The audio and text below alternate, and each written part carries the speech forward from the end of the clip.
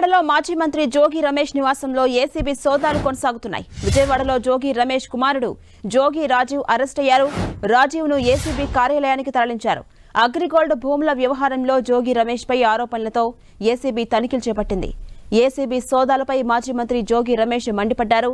చంద్రబాబు ప్రభుత్వంపై మాజీ మంత్రి జోగి రమేష్ ఫైర్ అయ్యారు. ఇది జోగి రమేష్ పై జరిగిన దాడి కాదని బలహీన వర్గాలపై జరుగుతున్న దాడిగా అభివర్ణించారాయన. అగ్రిగోల్డ్ వ్యవహారంలో తాను ఎలాంటి తప్పు చేయలేదన్నారు. తాను తప్పు చేసి ఉంటే విజయవాడ నడిబొడ్డున ఉరేసుకుంటా అంటూ మండిపడ్డారు జోగి రమేష్.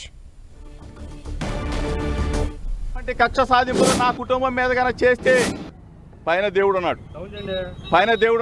చంద్రబాబు నాయుడు గారు పైన దేవుడు ఉన్నాడు. ఈరోజు మీరు అధికారంలో ఉండొచ్చు, మీరు మమ్మల్ని తొక్కొచ్చు, కేసులు పెట్టొచ్చు, రెడ్ బుక్ తీయొచ్చు.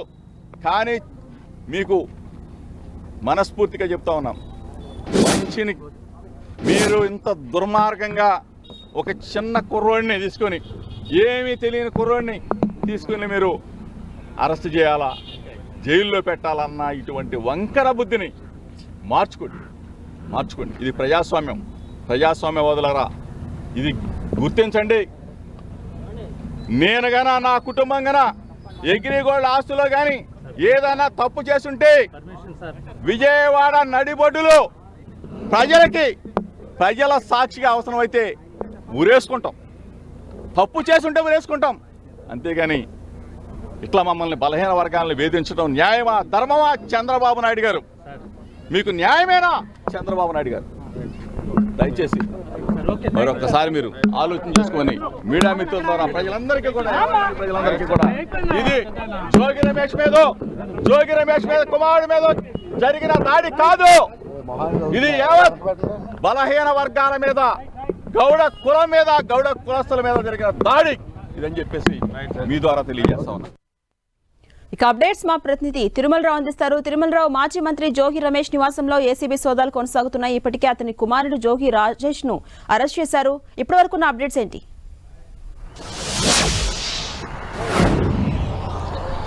ఝాన్సీ, కొద్దిసేపటి క్రితమే ఎవరైతే ఉన్నారో మాజీ మంత్రి జోగి రమేష్ తనయుడు అగ్రిగోల్డ్ భూముల కుంభకోణం కేసులో ప్రధాన నిందితుడు A1 అయినటువంటి రాజీవ్ ని ఏసీబీ పోలీసులు అయితే అదుపులో తీసుకుని తన కార్యాలయం తరలించడం జరిగింది. అసలు ఈ భూముల కుంభకోణంలో తమ పాత్ర ఏమిటి, అదేవిధంగా ఇది ఆల్రెడీ కోర్టులో ఉన్నప్పటికీ మీరు ఎందుకు కొనుగోలు చేశారు, దానికి కారణాలు ఏంటో అనే వివిధ కోణంలో ప్రశ్నిస్తున్నారు. ఏసీబీ అధికారులు సిద్ధమే చేశారు. ఉదయం 5 గంటల నుంచి వీళ్ళు చూడొచ్చు, జోగి రమేష్ హౌస్ అదేవిధంగా కార్యాలయం కూడా ఈ ఉదయం 5 గంటల నుంచి మొత్తం 15 మంది సభ్యులు ఏసీబీ అధికారులు జోగి రమేష్ ఇంట్లో సుదీర్ఘంగా 4 గంటల పాటు సోదాలు చేయడం జరిగింది. సోదాల్లో కీలకమైన హార్డ్ డిస్క్లు అదేవిధంగా కీలకమైన పత్రాలు స్వాధీనం చేసుకున్నట్టు కూడా మనకు తెలుస్తుంది. వీటన్నిటి పూర్తి ఆధారాలతోనే ఎవరైతే ఉన్నారో జోగి రమేష్ తనయుడు రాజీవ్ ని కొద్దిసేపటి క్రితమే అరెస్ట్ చేసి ఏసీపీ కార్యాలయానికి అయితే తరలించడం జరిగింది. ఈ కుంభకోణం సంబంధించి ఎవరెవరు ఉన్నారో ఆల్రెడీ ఇది సీజ్ చేసిన స్థలాలు, అగ్రిగోల్డ్ సంబంధించిన స్కామ్ కేసులో దీనికి సంబంధించి సీజ్ చేసిన స్థలాలు. ఈ స్థలాలు మీరు ఎందుకు కొనుగోలు చేసి వీటిని ఎందుకు మీరు విక్రయించారని చెప్పేసి ఈ కోణంలో అయితే పోలీసులు అయితే ఏసీబీ అధికారులు విచారిస్తారని చెప్పి మనకు తెలుస్తుంది. దీనికి సంబంధించి ఇప్పటికే 2300 గజాల స్థలాన్ని వీళ్లు ఆక్రమించుకున్నారు. దాంట్లో 1200 గజాల స్థలాన్ని వైసీపీ విజయవాడ 42వ డివిజన్ కార్పొరేటర్ పైడిపాటి చైతన్యరెడ్డి అదేవిధంగా వాళ్ళ మామ కుటుంబ సభ్యులకు విక్రయించినట్టుగా సిఐడి అధికారులు అయితే పూర్తి సమాచారం అయితే స్వీకరించారు. సమాచారం స్వీకరించిన తర్వాత వాళ్ళు పూర్తి స్థాయిలో వాళ్ళ ఫైల్ రెడీ చేసిన తర్వాతే ఈ రోజు ఉదయం జోగి రమేష్ ఇంటికి రావడం, అదేవిధంగా జోగి రమేష్ ఇంట్లో పూర్తి స్థాయిలో 15 మంది ఏసీబీ అధికారులు సోదాలు చేసి కొన్ని కీలకమైన పత్రాలు హార్డ్ డిస్క్ స్వాధీనం చేసుకున్న తర్వాత వాళ్ళకి పక్కా సమాచారంతోనే ఎవరైతే ఉన్నారో ఈ కుంభకోణం కేసులో A1 నిందితుడైనటువంటి జోగి రమేష్ తనయుడు రాజీవ్ ను అరెస్ట్ చేయడం జరిగింది. అరెస్ట్ చేసి కొద్దిసేపటి క్రితమే ఏసీబీ కార్యాలయానికి తరలించారు. ఈ టోటల్ గా ఈ కేసు సంబంధించి 9 మంది దీంట్లో ఉన్నట్లుగా ముద్దాలు తెలుస్తుంది. A2గా జోగి రమేష్ సోదరుడు వెంకటేశ్వరరావు కూడా ఈ కేసులో ఉన్నట్టు తెలుస్తుంది. ఏదేమైనప్పటికీ ఈ కేసు సంబంధించి ఏసీపీ అధికారులు పూర్తి స్థాయిలో విచారణ చేసి అదేవిధంగా పూర్తి ఆధారాలు స్వీకరించిన తర్వాతే ఈ అరెస్టుల పరంపర కొనసాగుతుంది. రాజీవ్ నైతే ఏసీపీ అధికారులు తన కార్యాలయం తీసుకెళ్లారు. రాజీవ్ వెనకాలే జోగి రమేష్ కూడా వెళ్లడం జరిగింది. అయితే జోగి రమేష్ ఈ కేసుకు మాకు ఎలాంటి సంబంధం లేదు, బీసీ వర్గాలు బలహీన వర్గాలు మమ్మల్ని చంద్రబాబు నాయుడు కేవలం ఇబ్బంది పెట్టే ప్రయత్నాలు చేస్తున్నారు, మేము ఎన్ని ఇబ్బందులు పెట్టినటువంటి మేము దర్శ ప్రసక్తి లేదంటే చెప్పేసి జోగి రమేష్ కూడా మీడియాతో మాట్లాడుతున్నారు. పడడం జరిగింది. ఏదేమైనప్పటికీ ఈ కేసులో ఏసీపీ అధికారులు అదేవిధంగా సిఐడి అధికారులు పూర్తిస్థాయిలో విచారణ అయితే వేగవంతం చేశారని చెప్పాలి. జోగి రమేష్ తనయుడిని ఇంటి ఏసీబీ కార్యాలయం తీసుకువెళ్లిన తర్వాత ఈ ప్రశ్నలు అయితే సంధిస్తారు. ఈ కేసు సిఐడి అధికారులు దీన్ని సీజ్ చేసి కోర్టులో ఉంది. కోర్టులో ఉన్న స్థలాన్ని మీరు ఎందుకు దీన్ని ఇతరులకు విక్రయించిన కారణాలు ఏమిటి, అక్కడ రేట్ ఎంత ఉంది, మీరు ఎంత విక్రయించాలని చెప్పేసి పూర్తిస్థాయిలో అయితే అధికారులు అయితే ఆధారాలు స్వీకరించేట్టు చేస్తుంది. ఇప్పటికీ దీనికి సంబంధించి 5 కోట్లు వీళ్ళు లబ్ధి చేకూరినట్టు జోగి రమేష్ కుటుంబానికి ఏసీపీ అధికారులు అయితే కొంచెం కనుగొనడం జరిగింది. ఏదైనప్పటికీ ఈ కేసులో జోగి రమేష్ తనని అరెస్ట్ చేయడంతో ఎవరైతే కొనుగోలు చేశారో వాళ్ళకు కూడా వెన్నులో వణుకు పడుతుందని చెప్పాలి. తర్వాత ఎవరిని అరెస్ట్ చేస్తారు, ఎవరి మీదకి ఈ కేసు మళ్ళుతుందని చెప్పేసి ప్రతి ఒక్కరైతే భయాందోళన, ఈ అక్రమాలకు పాల్పడిన ప్రతి ఒక్కరు భయాందోళన నెలకొందని చెప్పాలి. ఝాన్సీ. అలాగే తిరుమలరావు, మరోవైపు జోగి రమేష్ ఇందులో తన పాత్ర ఏమీ లేదు, దానికి నాకు సంబంధం లేదు అని అంటున్నారు. ఎలాంటి తప్పు చేయలేదంటున్నారు. ఇది జోగి రమేష్ పై జరిగిన దాడి కాదు, బలహీన వర్గాలపై జరుగుతున్న దాడి అంటూ అభివర్ణిస్తున్నారు. ఈ కామెంట్స్ మనం ఎలా అర్థం చేసుకోవచ్చు? దీనిపై ప్రభుత్వం స్పందించే ఛాన్స్ ఉందా? ఝాన్సీ, ప్రధానంగా కీలకమైన పాయింట్ మనం ఒకటే అర్థం చేసుకోవాలి. అధికారంలో ఉన్నాడు, అదేవిధంగా అధికారంలో మంత్రిగా పనిచేస్తాడు. ఈ మంత్రిగా పనిచేసిన అతను తన పాత్ర లేదు అంటే ఇది చెల్లదని చెప్పేసి అనుకోవాలి మనం. అధికారం అడ్డం పెట్టుకునే అవినీతికి పాల్పడ్డాడు. పైగా ఇది అగ్రిగోల్డ్ సంబంధించి కోర్టులో ఉన్న కేసు. కోర్టులో ఉన్న స్థలాన్ని అంబాపురంలో ఇది కబ్జా చేశాడు. అదేవిధంగా రిజిస్టర్ ఎలా చేశాడు, దీనికి సంబంధించి అని చెప్పేసి ప్రతి ఒక్కరైతే ఆసక్తిగా వింటున్నారు. ఇప్పుడు నాకు సంబంధం లేదు, ఈ కావాలని బలహీన వర్గాలని దీన్ని ఇన్వాల్వ్ చేశారని చెప్పి దాంట్లో ఆంతర్యం ఏంటంటే ప్రధానంగా మనం ఒకటి చెప్పుకోవాలి. ఇది బలహీన వర్గాలను అడ్డం పెట్టుకుని ఇది ఇప్పుడు కేసు వచ్చింది, తనని అరెస్ట్ చేశారు. అక్రమంగా దీన్ని కబ్జా చేసినప్పుడు, అదేవిధంగా అక్రమంగా దీన్ని తీసుకున్నప్పుడు ఈ బలహీన వర్గాలు సంబంధించి గుర్తుకు రాలేదని చెప్పేసి కొద్దిసేపటి క్రితమే ఇక్కడ కొంతమంది మనతో మాట్లాడడం జరిగింది. ఇది కేవలము జోగి రమేష్ తప్పించుకోవడానికి బలహీన వర్గాలు, అదేవిధంగా అగ్రవర్గాల వాళ్ళు బలహీన వర్గాల వాళ్ళని ఇబ్బంది పెడుతున్నారు. చంద్రబాబు నాయుడు నేను నిర్దోషిని, నాకు ఎలాంటి సంబంధం లేదని చెప్పి జోగి రమేష్ అన్నప్పటికీ ఇది అధికారాన్ని మంత్రి పదవిని అడ్డుపట్టుకుని కొంతమంది రిజిస్టర్ల ద్వారా సరే చేపించుకున్నారని చెప్పేసి అంటున్నారు. మొత్తానికి ఈ సంబంధించి కేసు సంబంధించి ఇటు ఎవరు కొనుగోలు చేశారు, ఎవరు విక్రయించారు, అదేవిధంగా ఇది సంబంధించి రిజిస్ట్రేషన్ ఎందుకు చేశారు, ఇది ఆల్రెడీ సేడి వాళ్ళు అగ్రిగోల్డ్ సంబంధించిన ఆస్తులు సీజ్ చేశారు. కోర్టులు దీని మీద కేసులు నడుస్తున్నప్పటికీ ఇది బలవంతంగా రిజిస్ట్రేషన్లతో కూడా చేపించారని చెప్పేసి ఒక ఆరోపణలు అయితే వినిపిస్తుంది. ఈ నేపథ్యంలోనే ఈ కేసు సంబంధించి 2300 గజాల స్థలాన్ని వీళ్ళు ఆక్రమించుకున్నారు. ఈ గజం ఆక్రమించిన సమయంలోనే విజయవాడ 42వ డివిజన్ కార్పొరేటర్ అయినటువంటి బయటపాటి చైతన్య రెడ్డి కుటుంబ సభ్యులు కూడా 1200 గజాలు కొనుగోలు చేశారు. యాక్చువల్ గా ఇది సంబంధించి గజం ఆ ప్రాంతంలో అయితే 30,000 దాకా ఉంటుంది. కేవలం 10,000 రూపాయలకి గజం కొనుగోలు చేశారంటే 20,000 రూపాయలు వీళ్ళకి అక్రమంగా సంపాదన కలిసి వస్తుంది,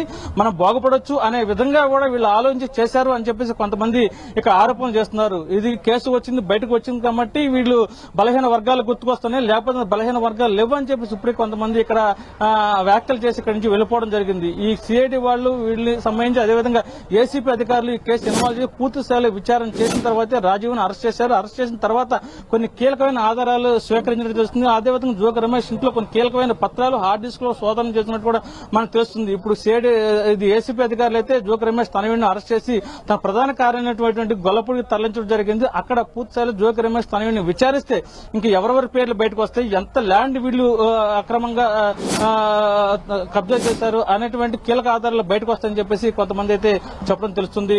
ఝాన్సీ. అలాగే తిరుమలరావు, ఉదయం నుంచి కూడా మొత్తం 15 మంది సభ్యులతో కూడినటువంటి బృందం మాజీ మంత్రి జోగి రమేష్ నివాసంలో సోదాలు చేపడుతుంది కదా, ఇప్పటివరకు ఏమైనా ఆధారాలు సేకరించారా? ఎస్ ఝాన్సీ, ప్రధానంగా చెప్పుకుంటే ఉదయం 5 గంటల నుంచి జోగి రమేష్ గృహంలో ఎవరైతే ఉన్నారో ఏసీబీ అధికారులు 15 మంది బృందంతో ఏకకాలంలో దాడి చేయడం జరిగింది. ఎవరు ఇంట్లోకి రాకుండా, ఎవరిని వచ్చిన ఇబ్బంది పెట్టకుండా కూడా మీరు చూడొచ్చు. ఇక్కడ ప్రధానంగా ఇది కంచి కూడా ఇది ఏర్పాటు చేయడం జరిగింది. ఎవరైనా ఇది అధికారులకు ఇబ్బంది కలిగిస్తే వాళ్ళ మీద చర్యలు తీసుకుంటామంటూ ఒక సంకేతాలు అయితే తెలుస్తుంది. ఈ నేపథ్యంలోనే జోగి రమేష్ ప్రధానంగా తన ఇంట్లో సోదాలు చేసే సమయంలో అయితే పోలీసులు, ఇబ్రహీంపట్నం పోలీసులు అదేవిధంగా భవానీపురం పోలీసులు సంయుక్తంగా భారీ భద్రత, భారీ బందోబస్తు మధ్య ఇక్కడైతే ఇంట్లో సోదాలు చేయడం జరిగింది. సోదాలు చేసిన తర్వాత కొన్ని కీలక పత్రాలు అదేవిధంగా కీలక ఆధారాలు సేకరించిన తర్వాత ఇది కన్ఫర్మ్ చేసుకుని కొద్దిసేపటి క్రితమే జోగి రమేష్ తనయుడు ఎవరైతే ఉన్నారో రాజీవ్ని అదుపులో తీసుకుని ఏసీబీ ప్రధాన కార్యాలయానికి తీసుకెళ్లడం జరిగింది. జోగి రమేష్ తనయుడి వెంట జోగి రమేష్ కూడా వెనకాల వెళ్లడం జరిగింది. ఈ కేసుకు తన కుమారుడికి ఎలాంటి సంబంధం ఇది, కావాలన్న బలహీన వర్గం అనే పదాన్ని ఇక్కడ ఉపయోగిస్తున్నాడు. బలహీన వర్గాల్లో ఇటువంటి మమ్మల్ని చంద్రబాబు నాయుడు మమ్మల్ని ఇబ్బంది పెట్టి చేస్తున్నారు, నేను నిప్పు లాంటి వాడిని, నాకు ఎలాంటి తప్పు తెలియదు, ఎందుకు నన్ను అరెస్ట్ చేస్తారంటూ ప్రశ్నించారు. దీనికి సంబంధించి బలహీన వర్గాలైనటువంటి మమ్మల్ని అరెస్ట్ చేస్తారు, దీనికి తీవ్ర పరిణామాలు ఎదుర్కోవాల్సి ఉంటుందని కూడా జోగి రమేష్ కూడా కొన్ని కీలక వ్యాఖ్యలు అయితే చేయడం జరిగింది. ఝాన్సీ, అలాగే తిరుమలరావు, జోగి రమేష్ కుమారుడిని అరెస్ట్ చేశారు కదా, ప్రధానంగా రాజీవ్పై ఉన్నటువంటి ఆరోపణలు ఏంటి, అంటే ఏ ఆధారంగా అతన్ని అరెస్ట్ చేశారు? ప్రధానంగా ఝాన్సీ, జోగి రమేష్ తనయుడు సంబంధించి ఈ అగ్రిగోల్డ్ ఆస్తులకు సంబంధించి అంబాపురంలో 2300 గజాల స్థలాన్ని ఆక్రమించాడు. అదేవిధంగా దీనికి సంబంధించి అతను రిజిస్ట్రేషన్ చేయించుకున్నాడు. ఇతను కొనుగోలు రిజిస్ట్రేషన్ చేసుకుంటే ఎలాంటి ఇబ్బంది లేదు, కానీ ఇది అగ్రిగోల్డ్ సంబంధించిన ఇది కోర్టులో ఈ స్థలం మీద కేసు నడుస్తుంది. ఇది అగ్రిగోల్డ్ ఆస్తులు ఎవరు కొనకూడదు, విక్రయించకూడదు అని చెప్పేసి దీని మీద ఒక ఆర్డర్ అయితే ఉంది. ఆర్డర్ను కూడా వీళ్ళు బైఖాతరు చేసి ఈ కొనుగోలు చేశారు. ఈ కొనుగోలు చేసిన సమయంలో ఈ కోర్టులో ఉన్న ఆర్డర్ని తప్పించి అదేవిధంగా రిజిస్ట్రేషన్ ఎందుకు చేశారు, దీనికి కారణాలు ఏంటి, అధికారిని అడ్డం పెట్టి చేశారు లేదా ఇతర కారణాలు ఏమైనా ఉన్నాయనే కోణంలో అయితే పోలీసులు అదేవిధంగా సిఐడి అధికారులు ఇప్పటికి ఇన్వెస్టిగేషన్ చేశారు. దీనికి సంబంధించి ఏసీపీ అధికారులు అయితే దీనికి ఫైల్ అప్ చెప్పడం జరిగింది. ఈ నేపథ్యంలో పూర్తి ఆధారాలు స్వీకరించిన తర్వాత అన్ని పకడ్బందీగా ఆధారాలు స్వీకరించారు. ఎవరికి అనుమానం రాకుండా 15 మంది సంబంధించిన అధికారులు ఉదయం తెల్లవారుజామునే ఇక్కడ చేరుకోవడం జరిగింది. మధ్యాహ్నం సమయంలో కానీ సాయంత్రం సమయం కానీ ఇతరతలు ఏదైనా జరిగితే ముందే సమాచారం వస్తుంది. దీన్ని వీళ్ళు ఏదైనా ఎస్కేప్ అవడానికి కూడా కారణాలు ఉండొచ్చు అనే కోణంలో అయితే ఏసీపీ అధికారులు పూర్తి స్థాయిలో అయితే దీన్ని సమాచారం స్వీకరించిన తర్వాత ఉదయాన్నే వాళ్ళు నిద్ర లేకముందే వచ్చి వాళ్ళు బెల్లు కొట్టి లోపలికి వెళ్లి అదేవిధంగా ఎక్కడెక్కడ ఫోన్లు ఆపేసి అదేవిధంగా ఎవరు బయటికి వెళ్లకుండా ఎవరు లోపలికి వెళ్లకుండా పక్కా ప్రణాళికబద్ధంగానే ఏసీపీ అధికారులు సిద్దమై వచ్చి తనిఖీలు చేసి తనిఖీల్లో భాగంగా నేరం నిరూపితమైంది. మీ తనయుడిని అరెస్ట్ చేస్తున్నామంటూ ఇక్కడ నుంచి తీసుకెళ్లడం జరిగింది. Jhansi, right, thank you Tirumalarao.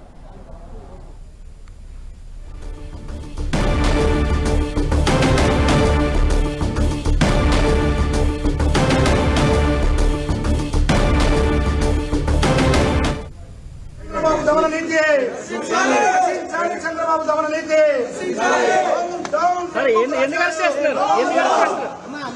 ఏమైనా చెప్పారా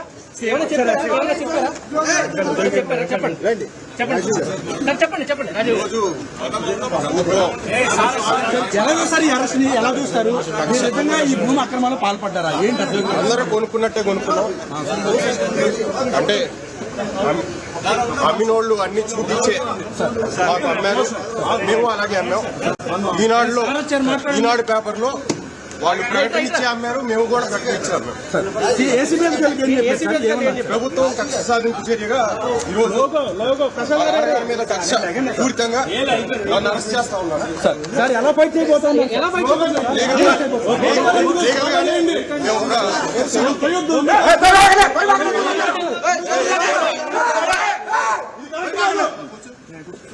సహకరిస్తున్నాం.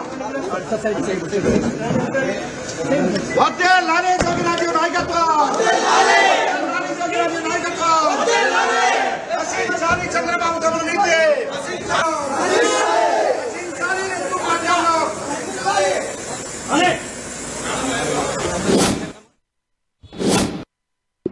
ఎంఏ చేశాడు, డిలైట్లో జాబ్ చేసి వచ్చాడు. అసలు అమాయకంగా ఎటువంటి తప్పు చేయనటువంటి మా కుటుంబాన్ని, నా మీద కక్ష ఉంటే ఉండొచ్చు చంద్రబాబు నాయుడు గారికి, నా మీద కక్ష ఉంటే ఉండొచ్చు లోకేష్కి. ఎగిరిగోల్డ్ ఏంటి బాబు, ఎగిరిగోల్డ్ ఆస్తులు ఆల్రెడీ అటాచ్మెంట్లో ఉన్నాయి. మొట్టమొదటిసారిగా నేను మీడియా ముందు మాట్లాడుతూ ఉన్నా.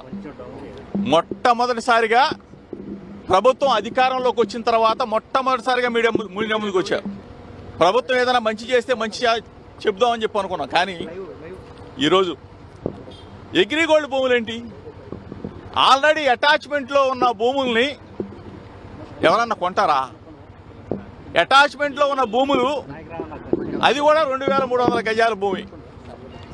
ఆ 2300 గజాల భూమిని ఈనాడు పేపర్లో పబ్లిష్ చేసిన తర్వాత మా బాబాయ్ గారు, నా కుమారుడు ఏ విధంగా అయితే మనం కొనుగోలు చేస్తామో అట్లానే కొనుగోలు చేసి రిజిస్ట్రేషన్ చేసుకున్న తర్వాత అది మళ్ళా వేరే వాళ్ళకి అమ్మటం జరిగింది.